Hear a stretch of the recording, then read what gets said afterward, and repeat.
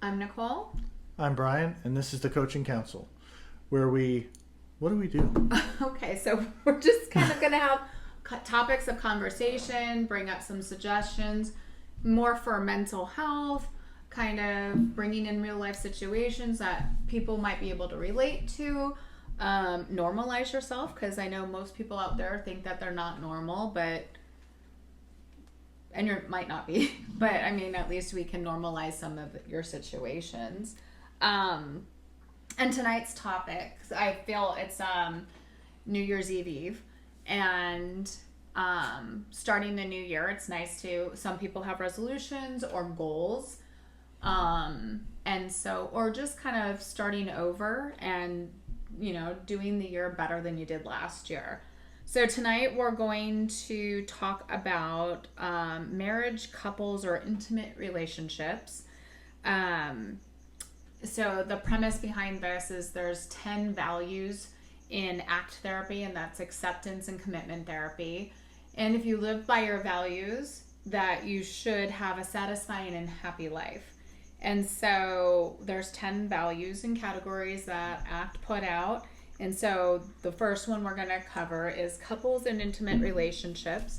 So keeping in mind what sort of partner you want to be, what personal qualities would you like to develop, what sort of relationship would you like to build, how would you interact with your partner if you were the ideal you in this relationship. And so one of the things that we were discussing is a value is the journey. It's like how you want to behave, and then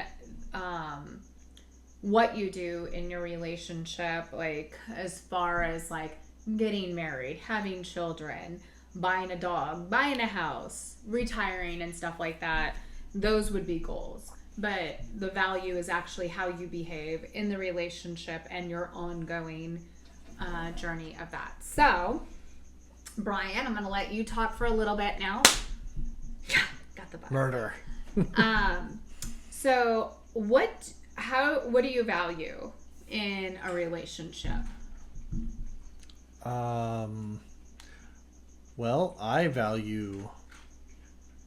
attendance is important, I think. Don't you think? Okay, yeah. I mean, I'm here. Right. Okay. Attendance is good. That's half the battle. How about honesty? Okay. You like to be honest? Because it's about your behavior, not the other person's. Oh. I like it when you're honest. I know. But what do you like about yourself? So much. I don't know. I don't know how that works. Could you explain it better? Okay, how do I want to be seen? Okay, well, this is some real vulnerable shit, because you and I have vulnerability issues with one another. I want you to perceive me as the most thoughtful and sweet and radiant woman you know. Like, radiant. That's such an interesting word. Like, I want you to feel like I'm larger than life, beautiful, and let me sparkle in my clothes. Well, you can sparkle in your clothes for sure. I mean, not today, but earlier. You were pretty sparkly. So, that's how I want you to see me.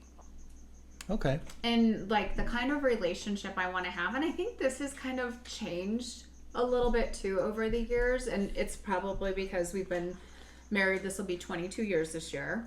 Whoa. And so I think over the years it's changed.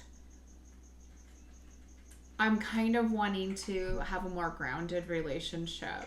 Like a relaxation, like I don't think chatting, like talking, is as important anymore. Like we're just gonna sit around and just not talk at all? No, I don't mean that. Quiet time? Yes. The silent treatment? You know what? I like silence, and I think, I know that is so weird. Because like I like silence. And no, I do. And I know in the beginning of our relationship, like road trips were a nightmare. Yeah. Because you could not handle silence. No, I couldn't. Yeah. But I mean, okay, but also like space. So you might be silent, but you're always like standing like next to me, staring at me like this. You know, I mean, but I mean, I know we're having a conversation. This is kind of the job. I know, but okay. But you do that to me, like when we're in the like if I'm going to the bathroom, you like sitting on the bed, and I'm just like, can I have some privacy? And if I'm walking around, you're like just well, you know what? I think it's that you're not doing anything. I think that's what it is. I don't think it's necessarily that I'm like following you around. It's that I'm doing that in lieu of something else. Yeah. Yeah, I know. We've talked about it. I am trying. Okay. It's just you're so captivating. So how do you want me to see you? As someone who values you, because I do. I want you to see me as someone you can take seriously, someone that you can depend on, and I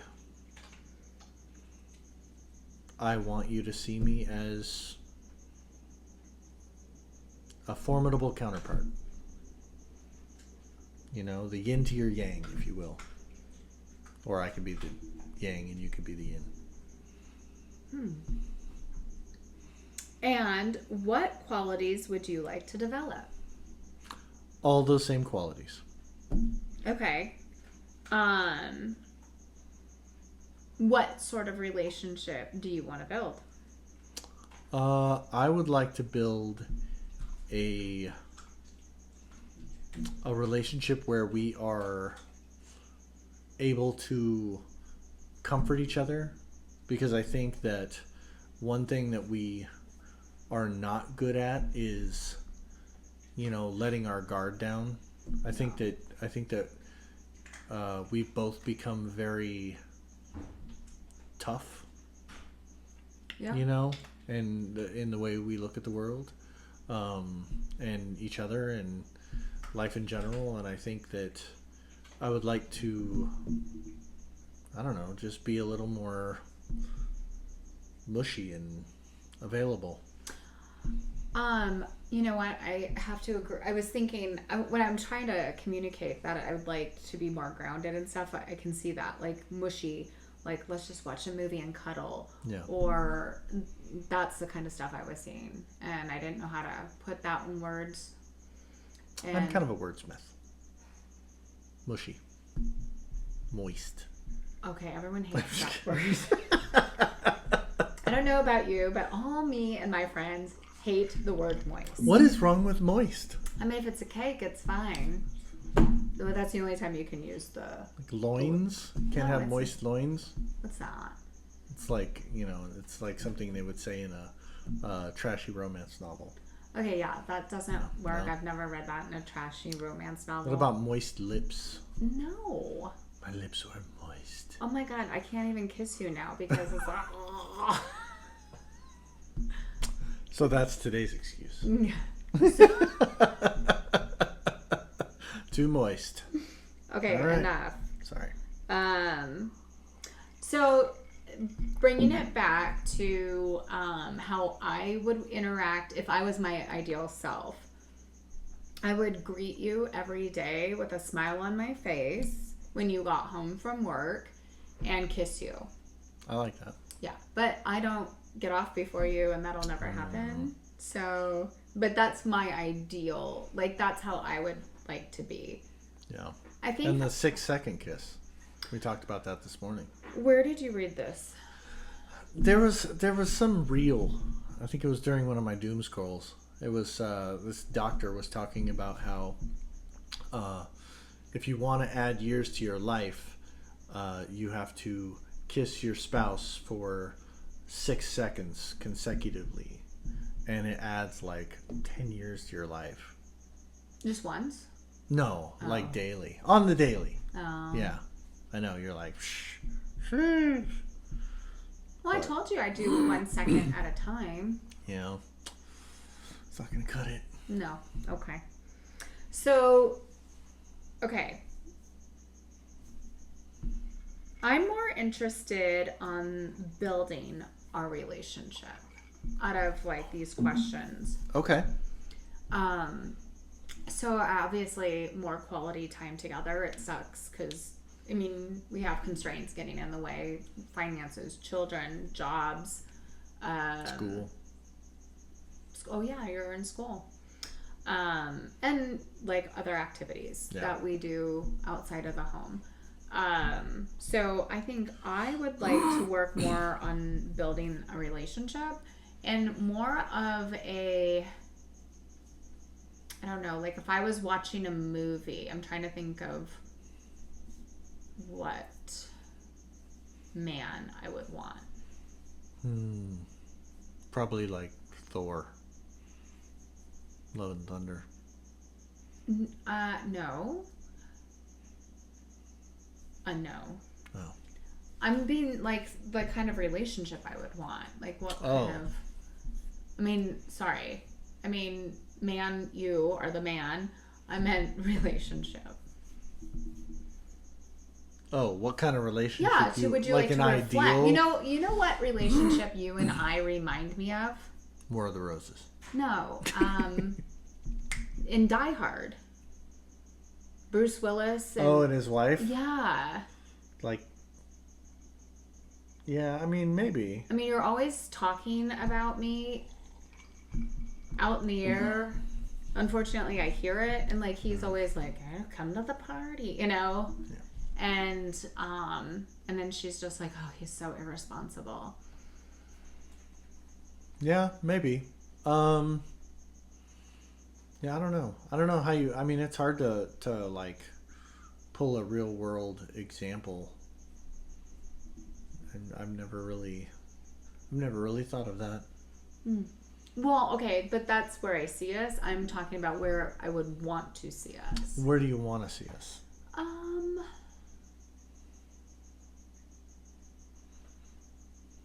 I guess at this age, more of Diane Keaton and Steve Martin. And I don't know what movie it is. Alec Baldwin is in it. Oh, it's complicated. Yeah, okay, that movie. I would like to be. Actually, I think we're more like Alec Baldwin and her in that movie. Yeah. That's kind of like us. Yeah. But yeah, you want to get me over to the Steve Martin side. Yeah. Yeah, that's fair. Use a little more Martin in my life. Yeah. More. Yes. We'll just. That's interesting. We'll stop like that. I like that. Do you want to go to the mailbox? Okay, so I'm not quite sure how to help you with that. Alexa wants to go to the mailbox, don't you, girl? Can we not? Okay. Okay, so at the end of our like talks and stuff like that, we're going to answer questions randomly from the audience. So I have a little box of some questions that my demented cousin wrote. Extremely random. And so we're going to answer them. If you have questions, just hit the comment button and write them, type them in. You can also send to our address in Tempe, Arizona. Mail, write it in, and we'll drop that. I don't know. You're going to put that in there? Maybe just do a comment. It'll just be better. Yeah, comments are better, and they're fast. I like real handwritten mail. So yeah, snail mail. Nobody does snail mail anymore. I do. Except well, actually, I don't. Well, yes, I do. No. Maybe we could just read the card. Okay. If a plague wiped out 50% of humanity in under 30 days and then went away, would we ultimately be better off or worse off? Snap. No, you know what? After being a therapist after COVID, I would say we would be worse off because we would lose family members. I mean, I would lose a family member. I've got family in multiple states. It's a plague, so it's completely random. Well, I guess if it was a plague, then we wouldn't be affected by it in certain countries, right? Think like Thanos with the snap. Yeah, we'd be Just affected random. by that. 50%.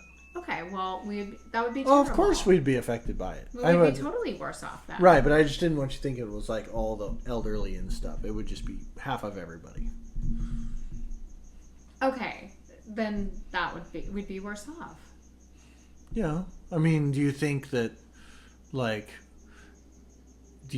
our planet would be worse off? Do you think we'd be, The planet might be better off. Yeah. Do you think there'd be I a don't possibility that it would cut off like all the wars we're having because people would be like, what the fuck just happened? And then they decided, hey, maybe we shouldn't do this war right now because our armies are cut in half. I mean, but it's a plague, right? So people are sick. It just says wiped out. No, it says plague. Wiped out. It sounds like it was pretty quick. But still, I mean, I think that would like... It doesn't say the time frame. It said, under 30 days. You're right. It was quick. Yeah. Okay. Under 30 days. I mean, that would be That's a quick. huge shock to the system. Well, and that was Right? COVID, right? No, COVID was like the lingering, like... No. Oh my God, we're No, locked but up, like it you know. had it been like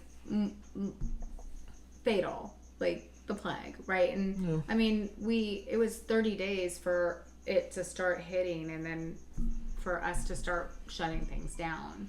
Yeah. I don't know. I think that would... maybe bring some people together. Maybe people would stop thinking about all the stupid stuff that they're thinking about. Are you talking about the generation and all their electronics? Well, Or how about people that- who watch... Hallmark movies, right? I was going to say YouTube videos on... I mean, can someone explain to me YouTube videos on watching people play video games? I mean, I can, but... I guess when I was growing up, I would have to work on my car, or I was building something, or I was working on my parents' house, and going to school, and I don't know, like I always had to be productive. Well, we also had like TV shows that we watched as a family. What TV shows did you watch as a family? We watched MASH. We watched Cheers. We watched the Cosby Show. Oh, real? I never watched any. You of never that. watched the Cosby Show? The MASH, and then Miami Vice. Miami Crime Vice. Well, Story, Miami Vice came on late Little for House us. on the Prairie. Miami Vice was on at like 9 o'clock. Yeah, and I was allowed to stay up and watch We that. were not. Oh. I could only watch it on the sleepovers. Shout out to Jared. Because we would, No, stay up all night. my dad let me watch Miami Vice, Crime Nice. Story. What was there's another I'll one. never forget when you spent that money and brought Crime Story home because you're like, this is the greatest show of all time. And I'm like, really? That's amazing. And we put it in and I was like, oh, it does not hold up. Well, I think it was just kind of like something I got to stay up late and I felt Oh, yeah. special. No, and stuff. I get it. So I think that's why. But I mean, I did just reorder Miami Vice season 1 and watch that. Don't do it, people. It was horrible. It was great. Do you know how many cameos? I mean, granted, but I was just talking to someone in film, and they were saying, or maybe it was an article, but they were saying Miami Vice was like the first innovative show. It had like special effects They had and bands and yeah, live music. like the music was, It started a lot of careers. Yeah, well, Bruce Willis, by the way, Yeah, who I Bruce think Willis was there. his career was He was already already set, but he was a there, cameo. Chicken Man from whatchamacallit? Breaking Bad. Shout out to the Chicken Man. So yeah, Yeah, I don't know. I think if 50% of the people died, it would probably it would definitely put a shock to our system, and we'd have to reevaluate everything we did. okay. Well, thank you, Ryan, for your question. We'll probably be hearing from you again. And then so next week we will be doing family relations.